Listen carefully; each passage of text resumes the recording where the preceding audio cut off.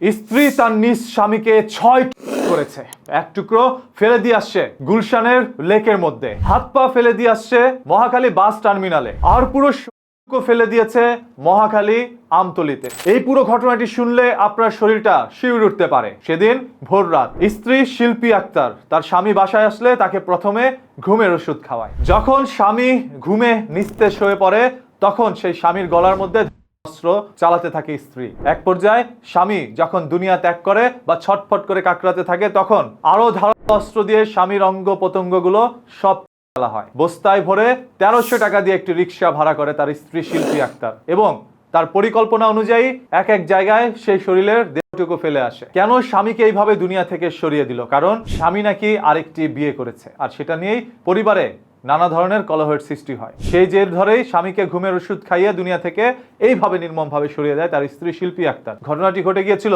2021 সালে, আর সেই অপরাধীর শাস্তির রায় দেওয়া হয়েছে 2026 সালে। লাশ গুম করার অপরাধে 7 বছরের কারাদণ্ড দেওয়া হয় এবং 10,000 টাকা জরিমানা করা হয়। সেই টাকা যদি দিতে না পারে তাহলে আরো 3 মাসের কারাদণ্ড বাড়িয়ে দেওয়া হবে এবং সর্বশেষ হত্যার দায়ে তাকে মৃত্যুদণ্ড দেওয়া হয়। তবে সে মৃত্যু কবে কার্যকর করা হবে সেটা চিন্তারও বাইরে। যেহেতু আদালতের একটি বিষয় তদন্ত করতে লেগে গিয়েছে 5 বছর, সেহেতু রায় কার্যকর হতে কত বছর লেগে যায় সেটা আমাদের বোধগম্য নয়। কথা সেটা নয়, কথা হচ্ছে আপনার স্বামী আপনাকে ভালোবাসে। এই বিদায় আরেকটি বিয়ে করার পরও আপনার সাথেই ঘর সংসার করছিল। সে চাইলে আপনাকে ডিভোর্সও দিতে পারতো, তবে ডিভোর্স দেয়নি। হয়তোবা এমন কিছু কমতি রয়েছিল আপনার, যার কারণে আরেকটি মেয়ের প্রতি আকৃষ্ট হয়ে সে দ্বিতীয় বিয়ে করে। সেটা যদি তার অপরাধ হয় আপনি নিজে তাকে ডিভোর্স দিয়ে চলে যেতে পারতেন, তবে আপনি তাকে নির্মমভাবে পরিকল্পিতভাবে দুনিয়া থেকে সরিয়ে দিয়েছেন। আমাদের বাংলাদেশের অসংখ্য নারীরা এই সকল দৃশ্য বা খবর শোনার পর তারা নিজেরাও ইন্সপায়ার হয় এবং পরবর্তীতে তারা এই ধরনের অপকর্ম সংগঠিত করে। বাংলাদেশের অধিকাংশ নারীরাই বিয়ের পর পরকীয়ায় লিপ্ত হয়, আর যে সকল নারীরা অফিস আদালত বা চাকরি বাকরিতে যাচ্ছে তারা কতটুকু কোথায় লিপ্ত হচ্ছে সেটা তারাই ভালো জানে।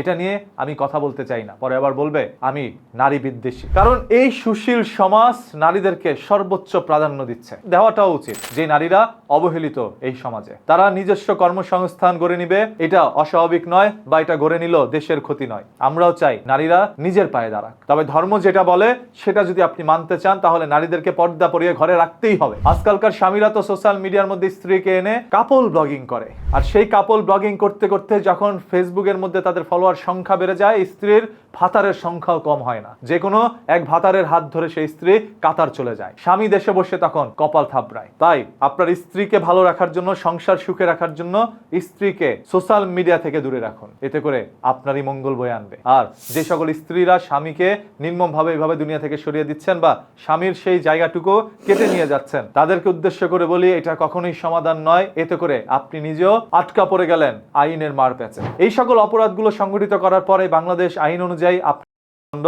হতেই পারে। তাই আরেকজনের জীবন কেড়ে নিতে গিয়ে নিজের জীবনটা এইভাবে ধ্বংস করে দিয়েন না। প্রয়োজনে আপনার ভালো না লাগলে ডিভোর্স দিয়ে চলে আসেন বা তার সাথে সংসার করেন না। মৃত্যু দিয়ে কখনোই সমাধান মেলে না, বরঞ্চ বেঁচে থেকেই সমস্যার সমাধান করতে হয়। হ্যাঁ, এই ধরনের সকল তথ্য জানার জন্য চোখ রাখুন নিউজ কিতে। কথা দিচ্ছি মাটির নিচ থেকে লুকোনো সত্য উন্মোচন করব আপনাদের সামনে। ফেসবুকে যারা এই ভিডিওটা দেখছেন তারা এখনই পেজটাকে ফলো করে রাখেন। নিউজ কি সত্যের পথে এক নির্ভীক সৈনিক। আমরা চাই সেই সৈনিকের সাথে আপনারা যুক্ত হন, তাই পেজটাকে ফলো করে রাখুন।